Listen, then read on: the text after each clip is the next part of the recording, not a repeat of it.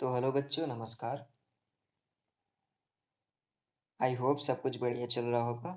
आज हम लोग हाइड्रा को कवर करने वाले हैं, जो कि फाइलम सिलेंट्रेटा से बिलोंग होता है। ओके। और इससे पहले हमने प्रोटोजोआ कवर कर लिया है। प्रोटोजोआ में हमने पढ़ा अमीबा के बारे में और पैरामीशियम के बारे में, जो कि दोनों ही यूनिसेल्यूलर स्ट्रक्चर के बॉडी होते हैं, है ना। उसके बाद हमने पोरीफेरा के बारे में पढ़ा। पोरीफेरा में हमने देखा कि साइकन होता है, जो कि एक sessile marine sponge like body होता है उसका, जो कि फाइलम पोरीफेरा से बिलोंग करता है, क्लास कैलकेरिया से बिलोंग करता है, ऑर्डर ल्यूकोसोलिनिडा या फिर हेट्रोसीला से बिलोंग करता है, और जीनस साइकन। ओके। तो आज हम पढ़ने वाले हैं हाइड्रा के बारे में, जो कि फाइलम सिलेंट्रेटा से बिलोंग करता है ना। तो सबसे पहले हमें यहाँ पे देख लेना है कि ये होता क्या है।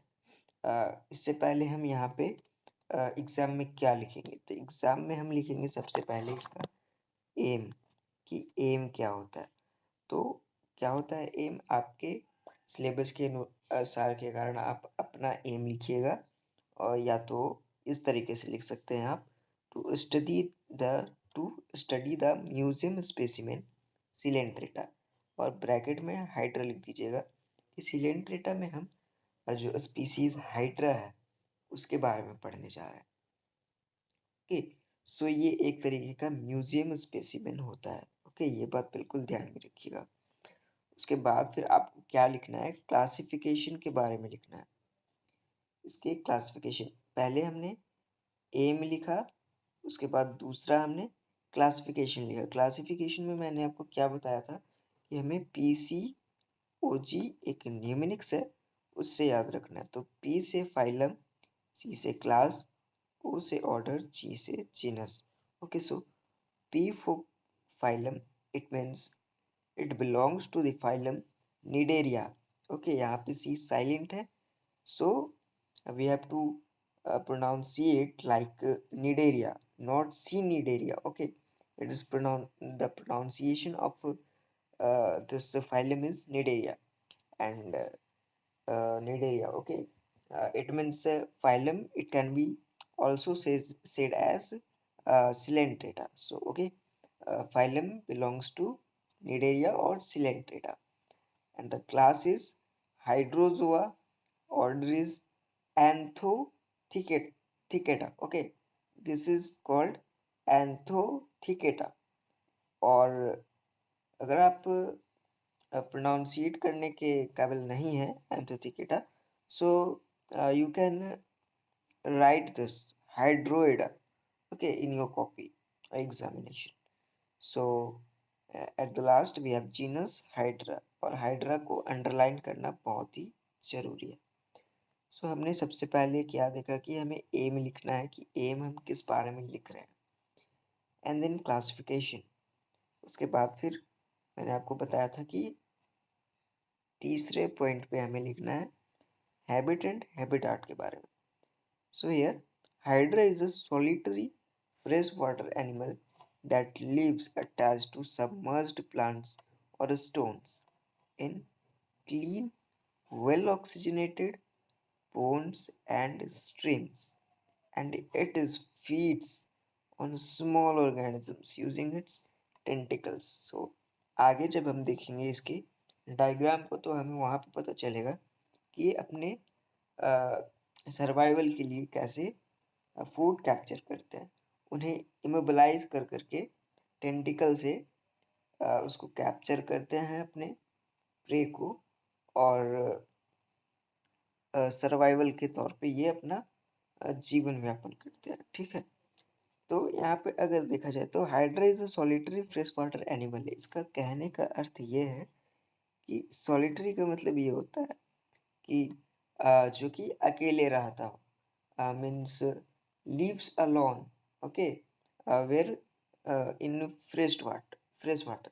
Okay, so lives alone in fresh water and does not form colonies. Okay, और ग्रुप में नहीं रहता हो। ये सॉलिटरी अपना सेपरेटली अकेले रहता हो फ्रेश वाटर में, और कॉलोनीज फॉर्म ना करता हो। एक बार इसे आप पॉइंट आउट कर लीजिएगा नोट डाउन कर लीजिएगा अगर आप नोट्स बना रहे हैं। इस लाइन का मतलब ये है कि lives alone in fresh water and does not form colonies. Okay, then we have lives attached to the submerged plants or stones in clean, well oxygenated ponds, streams. So it means uh, ये जो hydra है वो अपने basal disc का use करके formally to under water plants और rocks attach होता है अपने बेसल डिस्क का यूज करके। तो इसका मतलब ये है कि lives attach to the submerged plants. It means जो रॉक्स और प्लांट्स होते हैं तो उसमें बेसल डिस्क का यूज करके ये स्टोन्स और प्लांट्स में या फिर किसी तरीके के रॉक्स में अटैच होते हैं। ओके, और well oxygenated ponds and streams में पाए जाते हैं जहाँ पे ऑक्सीजन भरपूर मात्रा में रहे। And it feeds on small organism, और ये छोटे छोटे जीव जंतुओं को फीड करते हैं, मतलब उनको कैप्चर करके अपना फूड का जो रिक्वायरमेंट है उसको फुलफिल करते हैं यूजिंग इट्स टेंटिकल्स। तो इसके टेंटिकल्स के हेल्प से ये जो आप देख रहे हो ये स्ट्रक्चर, ये टेंटिकल्स है।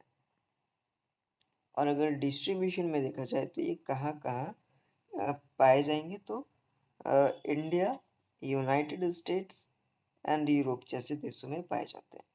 Hydra is found world wide, तो पूरे विश्व भर में ये पाए जाते हैं इन fresh water habitats like ponds and streams in countries such as India, the United States and Europe. Okay, so now we have clear, all the points are clear, and now we are moving in our second page. Okay, so इसको आप एक बार screenshot ले लीजिएगा। हमने सबसे पहले M के बारे में जाना, क्लासिफिकेशन क्या होता है, फाइलम नीडेरिया, क्लास हाइड्रोज हुआ, ऑर्डर एंथोथिकाटा या फिर हाइड्रोइडा, और जीनस हाइड्रा होता है जिसको हमें अंडरलाइन करना मैंडेटरी होता है। देन हैबिटाट पढ़ा हमने कि ये प्लांट्स रॉक्स में सबमर्ज्ड होते हैं अपने बेसल डिस्क का यूज़ करके, और पोन्स और स्ट्रीम्स में पाए जाते हैं वैसे जहाँ पे वेल ऑक्सीजन हो, और छोटे छोटे जीव जंतुओं को ये टैप करके उनका उनसे फीड करते हैं खुद को। डिस्ट्रीब्यूशन में वर्ल्ड वाइडली पाए जाते हैं like ponds and streams, okay, such as in India, in United States and Europe जैसे देशों में। ओके, सो चलिए नेक्स्ट पेज में चलते हैं। नेक्स्ट पेज में हमारे पास है ये हाइड्रा का डायग्राम के बारे में। ओके, सो डायग्राम के बारे में हम यहाँ पे जान लेते हैं। यहाँ पे क्लासिफिकेशन दिया हुआ है बट आप क्लासिफिकेशन दोबारा से नहीं लिखना है। आपको मैंने पहले ही बताया, आपको एम लिखना है, classification, habit and habitat, distribution. Okay, then आपको सेकंड पेज में आपको डायग्राम बना करके उसको लेवल करना है, और उसके बारे में अगर आपको कुछ पता है तो आप लिख सकते हैं, है ना। मैं आपको बताऊंगा, मेरे पास हैंड रिटन नोट्स भी हैं, लास्ट में आपको मैं वो दिखा दूंगा कि आपको लिखने कैसे हैं। सो वी हैव डायग्राम जो कि लेबल किया हुआ है। सो उससे पहले हम यहाँ पे देख लेते हैं हाइड्रा का साइंटिफिक नेम क्या होता है। तो हाइड्रा का साइंटिफिक नेम होता है हाइड्रा विरिडिसिमा। ओके, सो इस चीज़ को आप लोग एकदम याद कर लीजिएगा कि हाइड्रा का साइंटिफिक नेम होता है hydra विरिडिसिमा।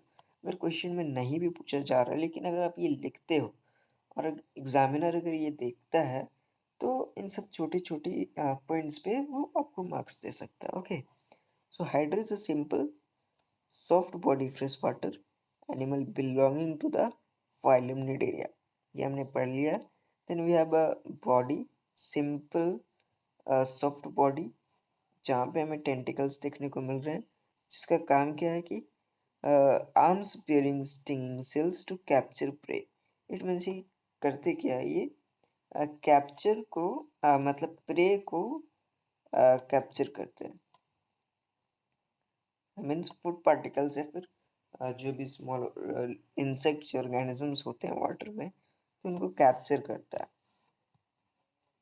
Then in the middle we have mouth opening at the centre surrounded by tentacles, मतलब सेंटर में टॉप में हमारे पास एक माउथ है, टेंट जिसके अगल बगल में क्या है कि टेंटिकल्स है ना। Then we have stinging cells, तो इनका काम क्या होता है? स्टिंगिंग सेल्स इधर उधर होते हैं, बॉडीज में ही होते हैं, ठीक है। तो जिसे नीडोसाइट्स भी कहा जाता है, use to sting and immobilise prey. ये क्या करते हैं कि जो प्रे है इसके अगल बगल में जो भी स्मॉल इंसेक्ट्स हैं उनको ये पैरालाइज कर देता है, और उसके बाद फिर ये जो टेंटिकल्स है वो उसको कैप्चर कर लेते हैं। इनमें बॉडी कॉलम मीन्स इसका जो बॉडी स्ट्रक्चर है वो कैसा है? तो इलोंगेटेड ट्यूब लाइक बॉडी है, ट्यूबुलर बॉडी है फॉर डाइजेशन एंड सर्कुलेशन। तो सारा काम इसका जो भी मेटाबॉलिक एक्टिविटीज होता है वो बॉडी के अंदर में होता है, जैसे कि डाइजेशन और circulation. Then we have gastro vascular cavity, ये यहाँ पे होता है, okay. Gastro vascular cavity body के अंदर में ही होता है। Then single opening surface both mouth and anus, so जिससे ये सर्कुलेशन करता है, वाटर सर्कुलेशन, ऑस्मोरेगुलेशन, ओके। जो कि माउथ और एनस के दोनों के ही काम आता है। देन वी हैव बर्ड, ये बर्ड क्या करता है? रीजेनरेशन के काम आता है। ये बर्ड रीजेनरेशन के काम आता है, और ये बर्ड इस पेरेंट बॉडी से टूट करके अलग हो जाता है और एक नया बॉडी का निर्माण करता है, डॉटर सेल, ओके, जिससे कि एक नए हाइड्रा का रिप्रोडक्शन हो पाता है। Outgrowth on the body, body के ऊपर एक आउटग्रोथ होता है that helps into a new hydra, जो कि नए हाइड्रा के रूप में बनने का काम करता है। इनमें बेसल डिस्क, ये हमारा बेसल डिस्क हो गया, जिसे फूड भी कहा जाता है। फ्लैट डिस्क लाइक स्ट्रक्चर होता है एट द बेस, मतलब नीचे में, है ना। यूज्ड फॉर अटैचमेंट के लिए टू द सरफेस। सो यहाँ तक हमने इसके डायग्राम को कवर कर लिया। अब यहाँ पे कुछ है, डिड यू नो, क्या आप जानते हैं hydra has an amazing ability regenerate, it can regrow its lost tentacles, body parts, and even small fragments to form a new individuals. इसके कहने का मतलब ये है कि हाइड्रा के बॉडी से अगर कुछ पार्ट्स टूट जाते हैं, है ना, जैसे कि इसके टेंटिकल से कुछ पार्ट टूट जाते हैं या फिर इसका बर्ड टूट के बिखर जाते हैं, इसके बॉडी का कोई पार्ट बिखर जाता है, तो इसके पास वो एबिलिटी होता है कि उस पार्ट्स से ये खुद को फिर से रीजनरेट कर लेता है और एक नया हाइड्रा बना लेता है। Okay, so here we have a next point. Hydra, the scientific name is Hydra viridissima, is a model organism used in biological research due to its simple structure and regenerative ability. Okay, so इसके पास regenerative ability होता है, खुद को फिर से reproduce करने की क्षमता होती है, तो उसी के लिए इसे बायोलॉजिकल रिसर्च में काफ़ी अच्छे तरीके से यूज़ किया जाता है। और इसके कुछ की फीचर्स हैं, जैसे कि रेडियल सिमेट्री। तो रेडियल सिमेट्री क्या होता है? जो बॉडी होता है वो body parts are arranged around a central axis. It means इसको अगर हम बीच से ऐसे कट करते हैं तो ये टू पार्ट्स में डिवाइड हो सकता है। सो इसके पास रेडियल सिमेट्री होता है। It means body parts are arranged around a central axis, okay. And stinging cells जो हमारे पास था, ये जो स्टिंगिंग सेल्स है, तो इसका एक और काम है कि ये डिफेंस के तौर पे काम करता है, used for defence and to capture prey, okay. और जो इमोबिलाइज का हमारे पास यहाँ पे एक वर्ड आया था, इमोबिलाइज प्रे, सो इसका मतलब होता है paralyses prey so it can be easily eaten. तो जो प्रे होता है उसको पैरालाइज कर देता है ताकि वो आसानी से उसे ये कैप्चर करके डाइजेस्ट कर सके। Then we have radial symmetry, एक वर्ड आया था, उसका मतलब होता है body parts are arranged around a central axis. And we have a, चलिए आगे बढ़ते हैं। तो आगे में हमारे पास रेडियल सिमेट्री है, डिप्लोब्लास्टिक है इसका की फीचर्स में। सो डिप्लोब्लास्टिक का मतलब होता है इसके पास 2 सेल लेयर्स होते हैं, ectoderm and endoderm. Okay, lives in fresh water like ponds and streams.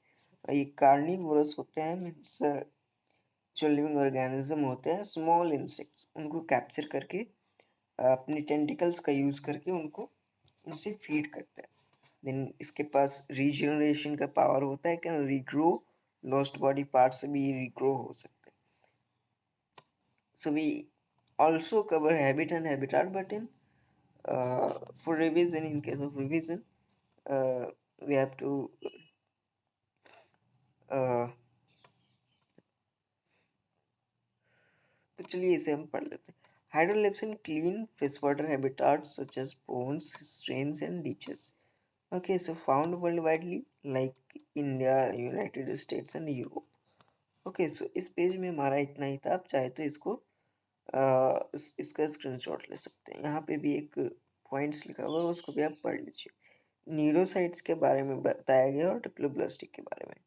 So specialised cells containing stinging capsules, तो ये होते हैं।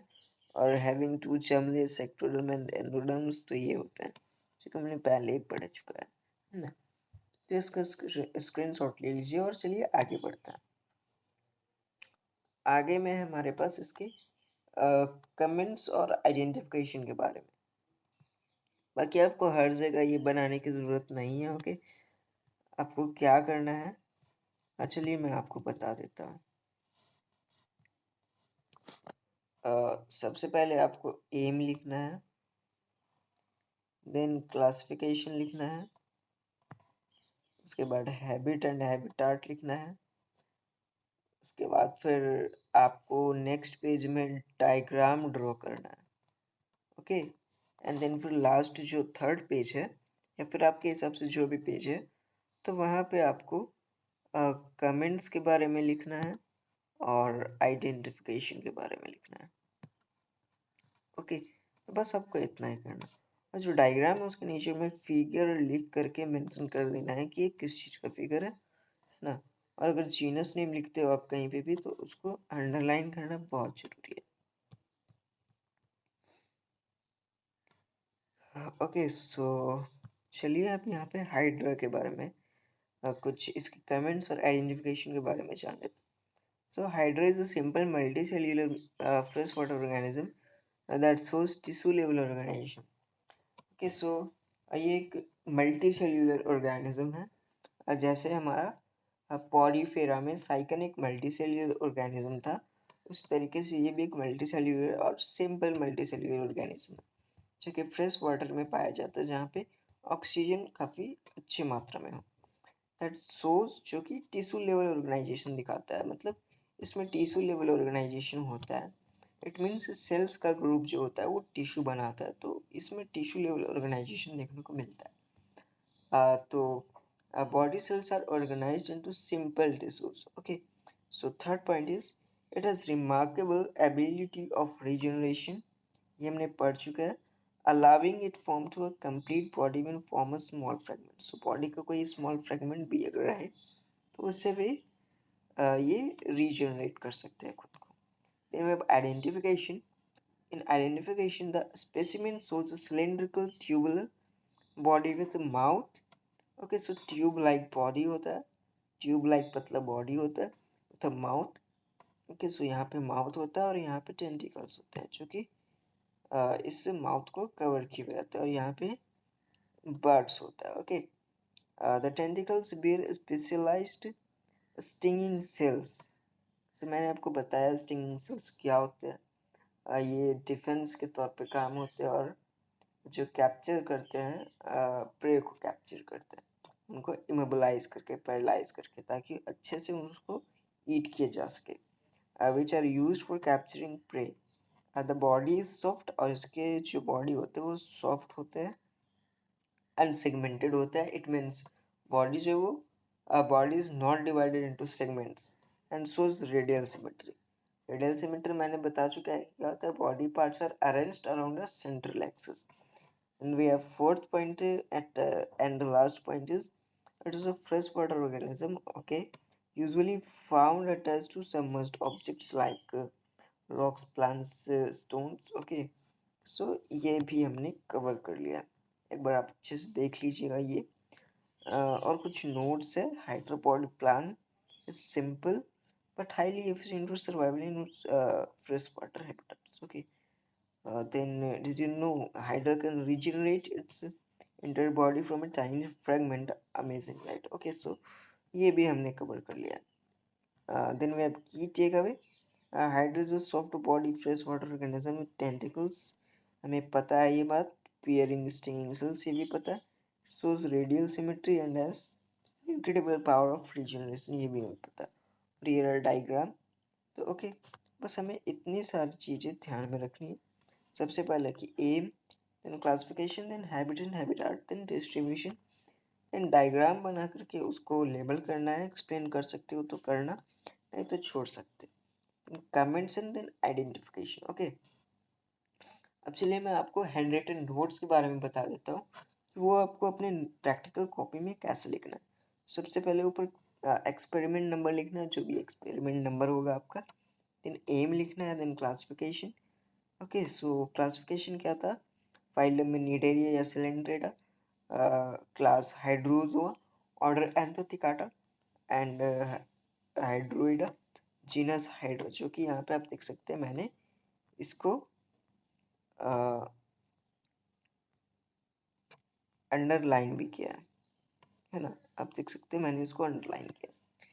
Then habit and habitat solitary होता है, अकेले पाए जाते हैं, कॉलोनीज में नहीं होते हैं, जहाँ पे ऑक्सीजन का क्वांटिटी सफिशिएंट होता है वहाँ पे पाए जाते हैं। डिस्ट्रीब्यूशन में इंडिया जैसे देशों में पाए जाते हैं, यूके या फिर यूएस या फिर यूरोप में, है ना? देन ऐसे डायग्राम बनाना है आपको, ऐसे आपको डायग्राम बनाना है, ऐसे मार्जिन देना है और फिर यहाँ पे क्लासिफिकेशन। देन ये डायग्राम बना करके उसको एक एक ही साइड में क्या करना है कि लेबल करना है। ऐसा नहीं है कि हमने डायग्राम बनाया एक इधर एक इधर एक इधर एक इधर एक इधर, ऐसे नहीं करना। हमने जब डायग्राम बनाया तो सारे को एक ही तरफ लेबल करना है। ओके,